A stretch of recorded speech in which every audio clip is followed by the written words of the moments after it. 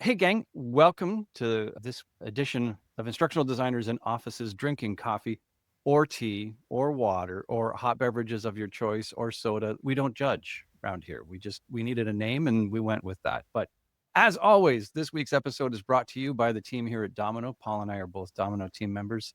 Domino, where we work to empower learning and development teams to help them create, manage, and deliver impactful learning content at scale. Check us out, domino.com. If you haven't heard of us before, follow the spelling in our little card here behind us here. And this week, we have a very special guest. Katrina Kennedy is joining us. Katrina, tell us a little bit about yourself. Tell us your journey into the L&D world and all of those fascinating backstory elements that we need. Awesome. Thanks, Chris. So my journey began 30 some years ago when my manager said, "Hey, Katrina, you can talk." And I became a trainer just like that. And then I decided to go out on my own 28 years ago and have been providing training, facilitation, and consulting for those 28 years. I focus a lot on training trainers, helping them understand the science behind learning, helping them to design and deliver. And last month, I published my first book, Learning That Lasts. Right on. I love your candidness about the ability to talk. We often hear that folks became trainers because they were the ones that knew something about a particular subject or something. And they said, well, you know all about this, so why don't you do the training? And so many of us have a sideways path into this space, but being told that you talk a lot, that's the first time I've heard someone actually state that as their trigger moment. Yeah, it's probably not the credential you want people to know you for, but it does make my fourth grade teacher. I really wish I could reach out to her and, she gave me threes, which was poor in talking, but it worked out okay for me. Hey, you learn from mistakes, and dare I say, you reflected on it at some point. There you go. And took some action with that, right? Yes. Think back to my speech class. I could barely talk in front of the class at all. It was hard, but I did eventually learn from it. It's classic. Well, in case anybody hadn't caught on, today we're talking about reflection. A lot of e-learning content and training content is a lot of knowledge dump, of course, and we wrestle with that constantly here on Idiotic, or address that from different angles.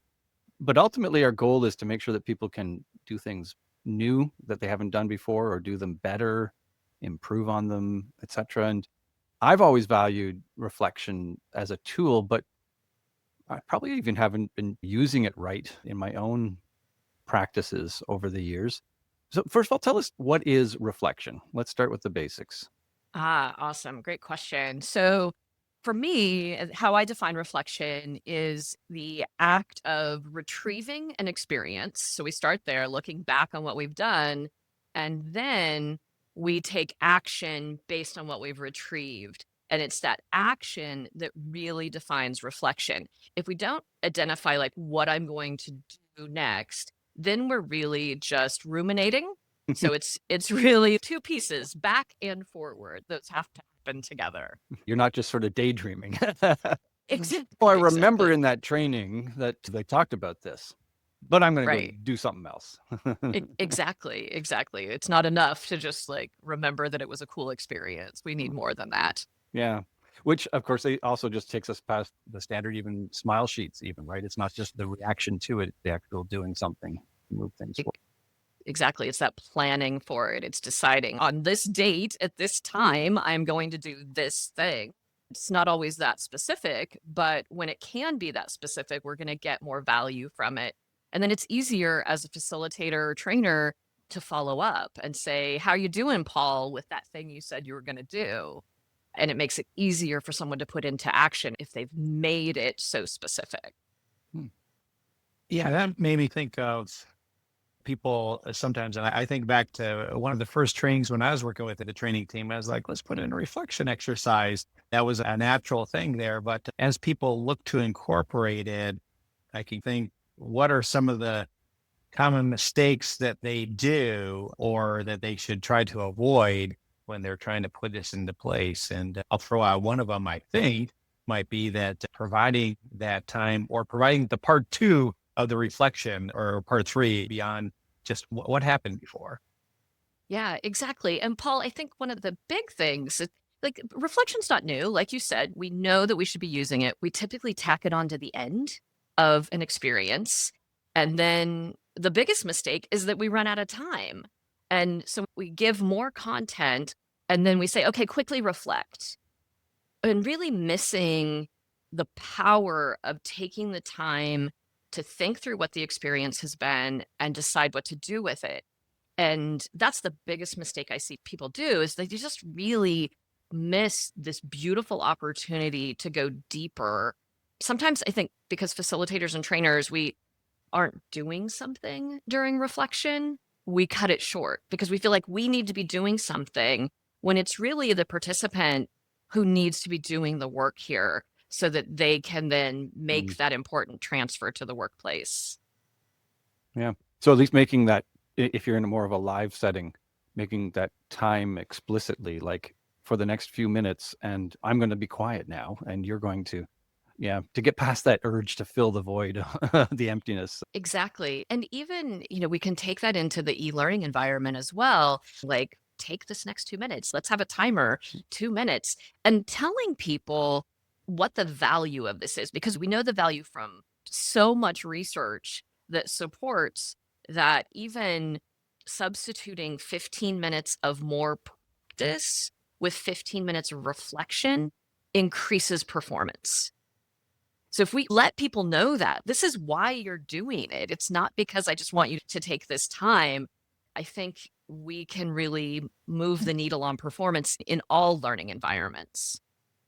That's very cool. Let's talk a bit about the science then behind reflection. Like, why does it work? What do we know about it? So this is so rich and somewhat beyond like even my understanding, but I'll get the surface level. One of the things that happens is when we think about cognitive load, if we keep like layering on more and more and more, we know that there's a point that we can't take in anymore. So reflection gives you that pause that you need so that you have a moment to actually digest. Like, it's funny to use the word digest because it's really in your brain and there's no digest in there, but you really get to process what you've experienced. And in that processing, through that act of retrieval, we're actually creating a stronger neural connection. And that is going to mean that we now have more durable learning. And then if we do that again and again, during training and after, we are almost can ensure that we're going to have learning ultimately last. We are looking at the iteration, we're looking at the metacognitive process happening that is really going to help keep those ideas in our head and ultimately become a part of our behavior back on the job. Hmm. So it sounds like it's got a lot of parallels to the same mechanics that underlie spaced repetition, that the returning to something, but perhaps even in a different path, helps strengthen our pathways, etc., and helps that seep better into long-term memory rather than just the cramming for an exam and writing it all out. Absolutely. We need things to be varied, spaced, and interleaved. And reflection is one of the ways that that can happen. And we're coming back to what we did before. There's such power in that in order for us to create that long-term memory. I was thinking the exact same thing, Chris, about space learning, but again, bringing in that processing. I'm thinking as people start to adopt that and bring this in, one of the challenges I'm anticipating is that, especially in e-learning, you could go ahead and out-silence them for a while, perhaps. What's some of the things that you found effective? You mentioned one, explaining why it's valuable to really get them to engage in that. Because they're not being provided, even with spaced learning, you're being provided some prescribed thing that you're doing. And in that case, that over prescribed time. But in this case, it's freeform in many ways. And of course, then the response might be, move off or whatever. That's always the risk with reflection, whether we're doing it in e-learning or in person. And I think we do give them the reason. And then ultimately, it kind of goes beyond reflection and it goes back to like, why are we doing this e-learning in the first place? And is there something in it for them? Do they see the reason? Do they see an immediate use for it? And if we've designed with that in mind, then people are more likely to reflect. If we haven't, then they're clicking through. They're moving through it as quickly as they can. And at those moments, there's no magic that I can do or I can offer to get people to reflect. So it's really part of the whole design package that we have to be thinking about. They really need to lay that foundation down to get them engaged to begin with there.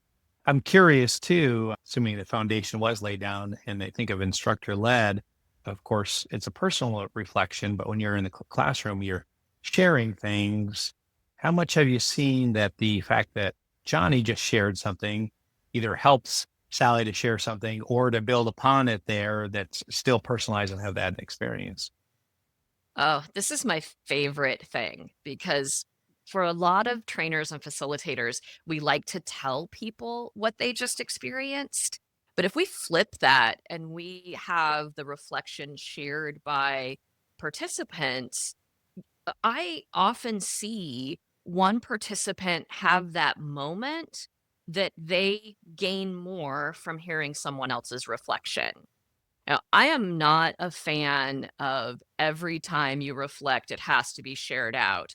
But when it's really strategic and when it's at those critical moments where you're reflecting on something that is going to impact a whole team or a whole organization, then like those light bulbs go off all over. And we know that when an idea comes from your peer versus the trainer, that idea resonates more.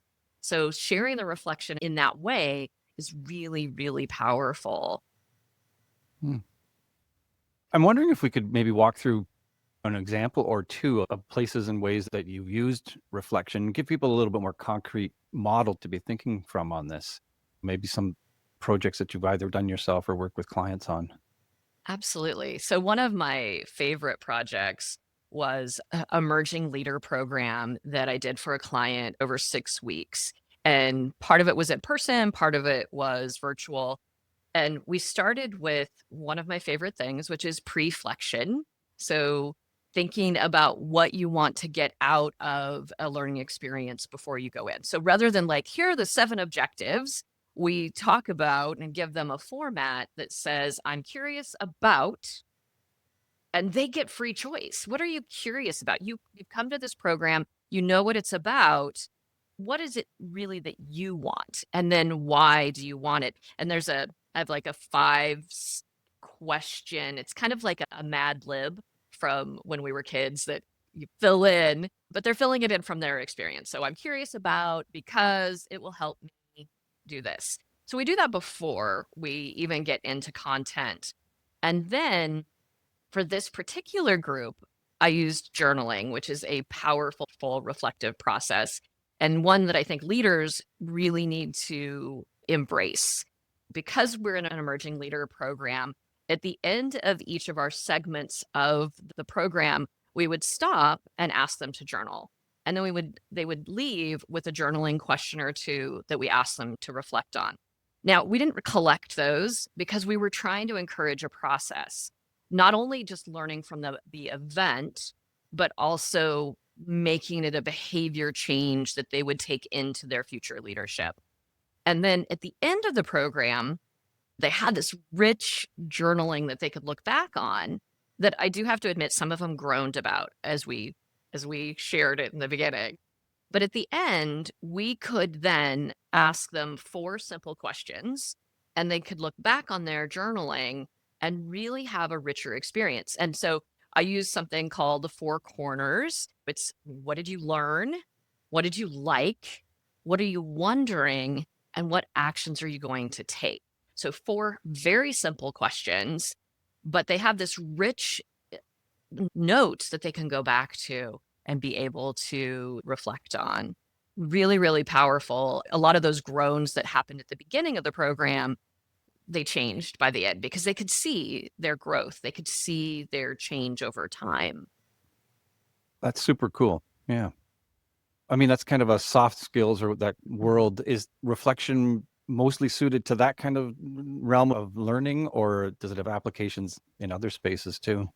It has applications in virtually any learning space, and it has application supported by research in any learning space. We see research in the medical field, we see research in government. There's so much research supporting the effects of reflection. Think about sports and Olympic level athletes. One of the things that they do is visualization, right? I'm thinking like a skier, a downhill skier. They go through what they're going to do in their head repeatedly. That's reflection. That's reflection. They're going back, they're thinking about it, they're thinking about the actions they're going to take. And so, short answer to your question, absolutely impactful no matter what we're trying to learn or what we're trying to do in the workplace. That's really cool. Reflection most obviously seems to be something appropriate to the head and the heart, but that's literally taking it to the body as a whole. That's very cool. Yeah. And I was thinking too that maybe what are some of the parts when someone does a reflection exercise or brings that into their training, e-learning or otherwise, what are some of the pieces that are maybe not given the attention they need to fully realize or gain the impact of it? And I was thinking back when in the green room, I was sharing something about what I had watched on a documentary and thinking, well, here I was processing this and remembering and recalling it and telling the story. And again, that chat there, but I'm thinking other folks will reflect on it there. It seems to me that bringing it into the real world, you talked about it briefly in the beginning. What are some of the strategies that, of course, people are going to do some things naturally, but what are some of the strategies that we can do to help encourage that? Because it kind of continues it on, helps it to sink in. And it seems like that might be something that maybe gets cut off, so to speak, or missed opportunity.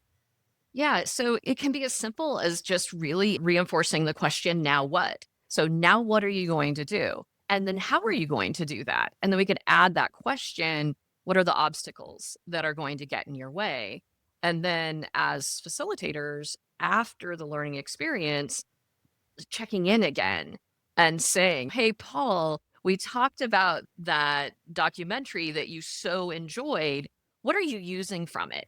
How are you using it? So it's those small nudges, those reminders that we need in order to stay committed to something over time. It's so easy to just go back to work and go, okay, I learned some things, but then we just go back to what we do, really extending it beyond the learning experience so that the learning experience isn't just the event, it is beyond what we've spent time in a classroom or in e-learning doing. Yeah, I was thinking just as you were saying that when you have a longer program, you have the advantage of the chapters, the sections, whether it's e-learning or face-based to, hey, we're not just talking about this one. Let's bring back in the last topic and the reflection that we already set up. But then what Chris said earlier about space learning is like, even if it's a little unit, it maybe break out of that idea that it's a little unit and they have a follow-up, a very simple reflection that's brought in to the space a couple different times afterwards where they take 5 minutes out of their day to complete that part of the learning. Absolutely. And I think it can be really short and it's going to be different amount of time for different people. Some people like really love to get in deep reflection. Some people like are really very reluctant reflectors. But if we just say like, take a minute and think about what you learned there. Take a minute and think about how you can move this into action. That's really going to be more powerful and more impactful than doing nothing. Just a little touch is going to really change things. The geeky end of me was thinking about XAPI and the little used element that you can actually not only store information, but you can retrieve information, not only in your brain, but from the learning record store. And that could be used outside a different environment, or to bring some of that sharing of the classroom. Hey, these are maybe anonymous, but these are some of the thoughts people have been sharing. How does that change your thoughts? Yeah, there you go. Mm. It's just keeping things front of mind so that we remember, because our brains are wired to forget. We have so many distractions. We've got to be doing those little things to help reinforce what people learn. Mm. You've mentioned a couple times, the idea of, let's say, checking in or something like that. And you also mentioned the pre-reflection, which is a new term to me. I mean, it's obvious. As soon as you said it, I went, ting, ting, that's added to my vocabulary right away. And I've actually used that in some stuff, but never had that actual term for it. The relationship between the person's reflection and then sharing it or having it submitted versus it strictly being their own and kept personal. Are there strategies where one is appropriate versus the other, like sharing it with the instructor so that the instructor in the pre-reflection example you showed, I think as an instructor, I'd like to know what this person is hoping for, et cetera, so that I can have that as part of my strategy. But are there strategies or places where privacy versus more public sharing of this reflection process are better ways to handle those? Yeah. So first of all, I made up the word preflection. I know. Just yeah, I made I it. wrote the book. Exactly, exactly. I tried to get it as a footnote and they said, no, you got to put it in the content because, and I believe preflection is absolutely shared, like, because it helps us, the whole journey gets determined by that preflection and we can pivot because of it. I think with other reflection, we have to be really careful. And the underlying importance is that we always say what we're going to do with it before. We don't surprise people with, like, go reflect on this experience for 5 minutes and answer these questions. And then suddenly, like, okay, now hand it to your neighbor. We need to let them know what's coming. And then I think it's a case by case situation. If I have something that is very personal, if it's a very deep self reflection in maybe a leadership program or communication program, I'm going to be careful about asking people to share that. If it is something that is a team working together, a group working together, something that impacts the larger organization, then I'm going to ask for people to share it, but always with the caveat that you can pass, like always. Now, I have been kind of experimenting lately with having people share their journaling with me as a facilitator. And what I am noticing, and this is backed up by some research that Chris Taylor with Actionable has done, that when people share their journaling with me as a facilitator, their behavior changes more than when they do not, because I'm able to then interact with them. But again, the key is that they know it going in. They know that I'm going to see this and I'm going to comment on it. And so it allows me to share resources. It allows me to have longer term connection with people so that I'm not just talking at them in a program and then they're going off to work. So I talk a lot less than I used to. I just thinking the fact of it's an assignment, they know that it's going to be used and somebody's going to look at it, or prevents the, I'll do it later, or I was bored today is the reflection, or something on there. So, Or even just the even social just pressure. even just skipping it altogether, going, Yeah. whatevs. Right. Tell them that it's going on their permanent record. That always works really Yeah. well, Yeah, right? that's no we're gonna tie this to your next raise. Exactly. Your future with the company relies on or depends upon your Exactly. responses here. Not a good idea for those that didn't pick up sarcasm. Yes. Yes. Sarcasm alert. If you're listening in and didn't see our faces. Yes. If you're listening and couldn't see the body language to go with that. Well, I'm thinking about the reflection there too of different types of learning, and you talked a little bit about that. But things that are more, and of course, we've had recently some guests talk about skills and the focus on skills. But then also, let's face it, part of organizations are going through long-term changes. Like some of our customers there, they had a CEO change, and The CEO says, we've been doing it wrong. We're going to be doing this other approach, or this is our culture, or this is our main initiative. And again, very different types of training. I'm wondering how reflection exercise can fit into those, but also how are they a little bit different in those situations, if they are? Yeah. So I think what really changes is the structure of the reflection that you do. So if we're doing something where I want to increase productivity, that's going to have a very different set of questions, a very different format than if I'm doing self reflection as I go through a change process. So altering those questions, changing those questions, changing the activity is really what's going to drive it. If I am experiencing a life change, I don't necessarily need to delve into how performing something is going to impact the business, because I want to go deep into like, how is this impacting me as a person, and how is that impacting how I show up? We mentioned early on that you do have a book out. I don't suppose you've got a copy to show us what it looks like? Oh, What a weird, I just happen to have it right here. uh, So bizarre. weird coinkydink. Strange Isn't that. it? Learning that lasts. Tell us a bit about the book, what folks will encounter in it, how you frame things up, et cetera, so they have a bit of an understanding of that, to see if that's something of interest to them.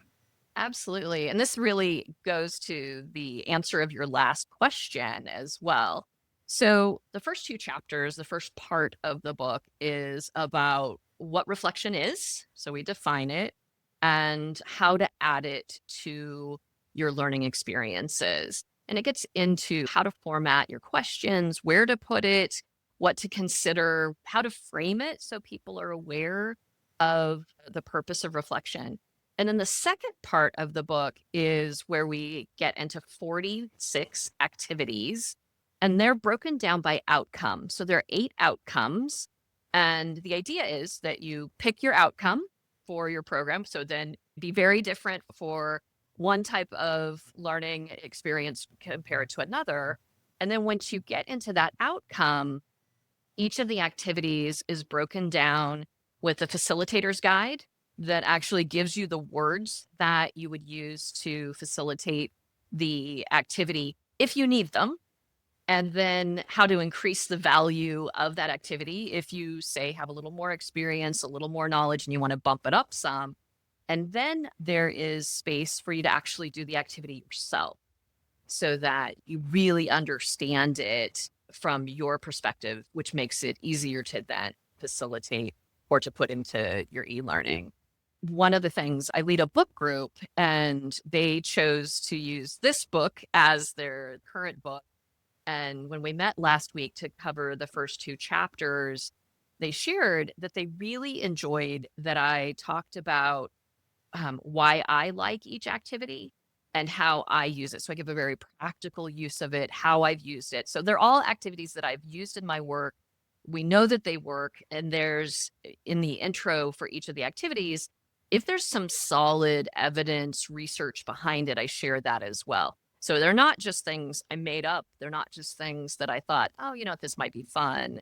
And people will find some familiar activities in there, and maybe some of the background of those activities that they've been using for a long time, but now get a little of the dirt on where they came from.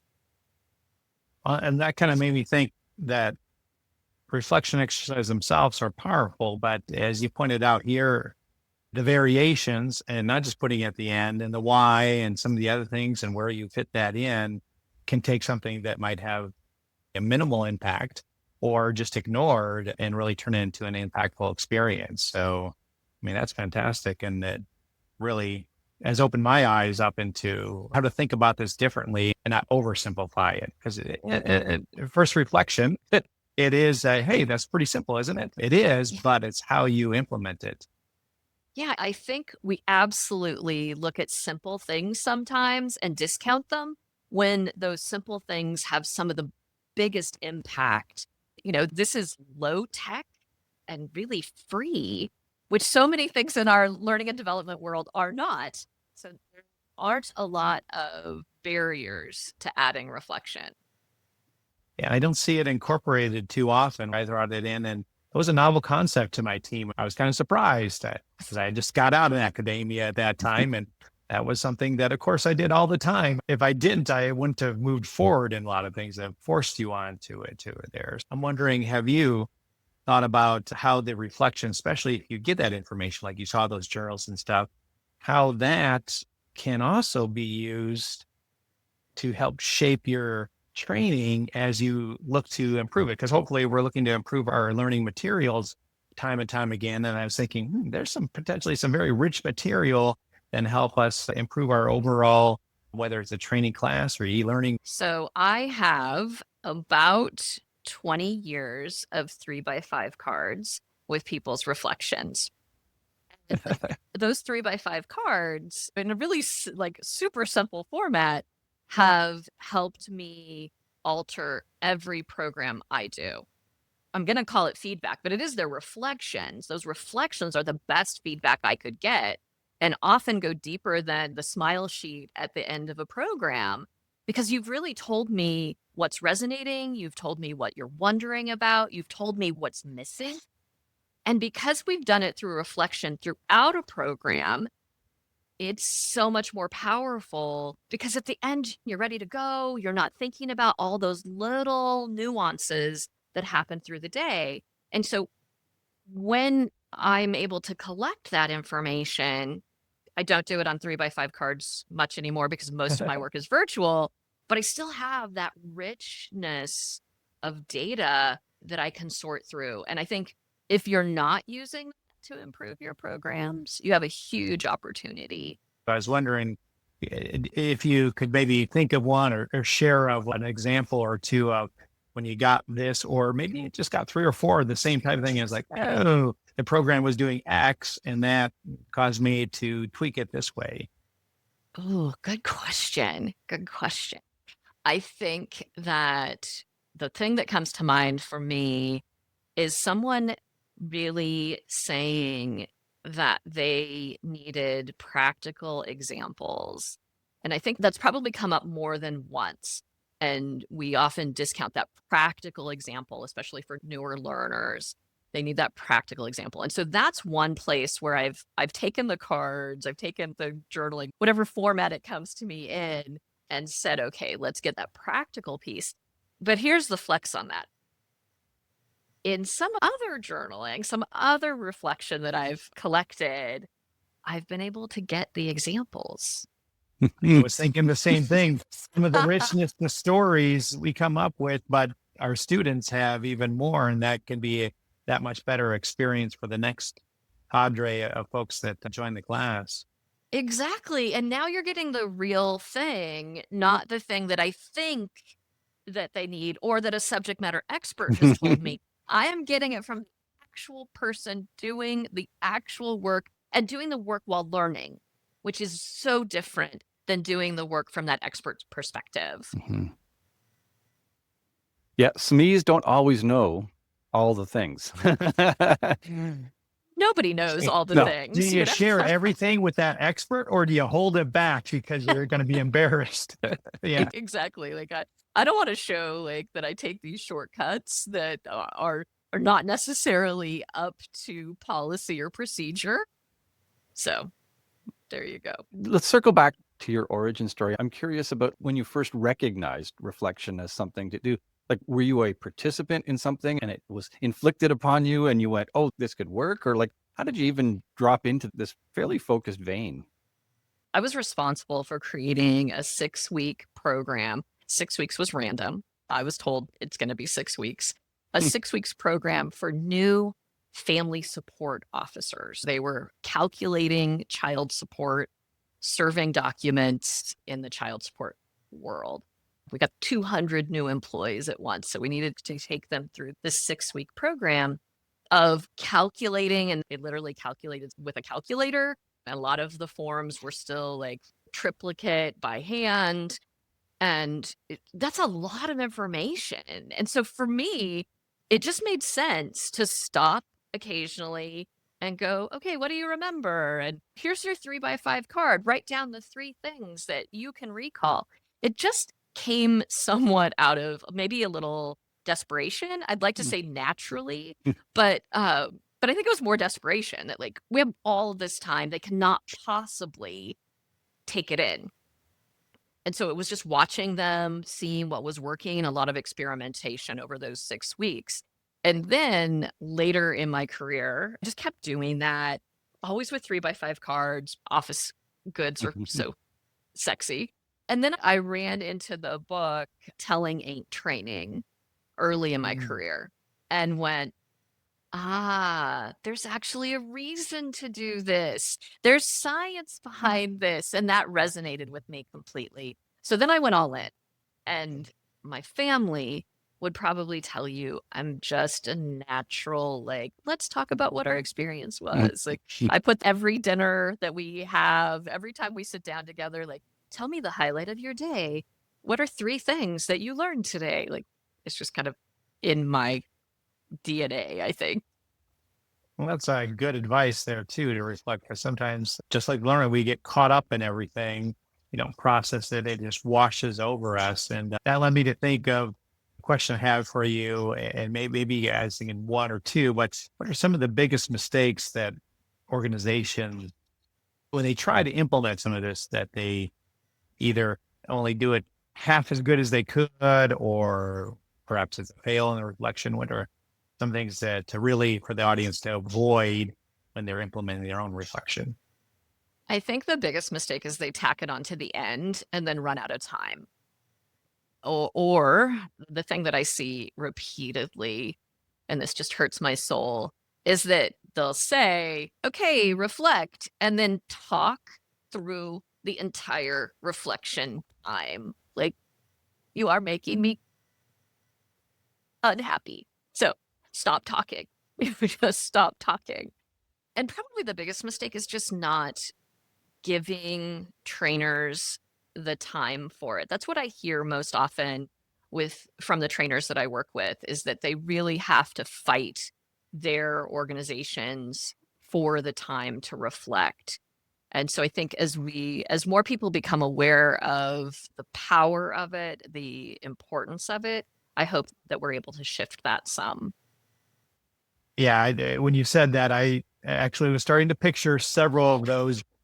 I'd say that I've done some of those too myself, but I think at the end, everyone's ready to move on to the next thing. They've already started to think about that, and that's clouding up the ability to pause and really reflect. So bringing that in sooner, not being afraid of silence, as I used to hear from some of my professors. Very good. Given that we're a podcast, I am a little afraid of the silence. Yes. But I think that as we're closing in towards the end here, a nudge to the folks either listening live or listening later on. Hey, don't forget to take some time to reflect on the things that we've talked about here today. And because we've been so involved in the moment, I'm thinking, oh, what are 3 things that I've learned today? Well, I'm going to hang my hat on that preflection term for sure. And I'd like to get you to repeat the phrase you had about varied, interwoven, or repeat that phrase because I want to take that one home too. Varied, interleaved, and spaced. There we go.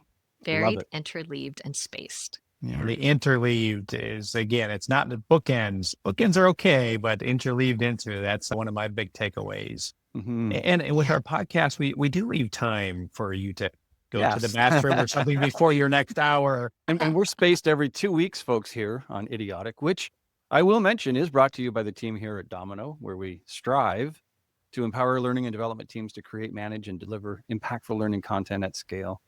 Katrina, thank you so much for joining us here today. This has been a really cool conversation.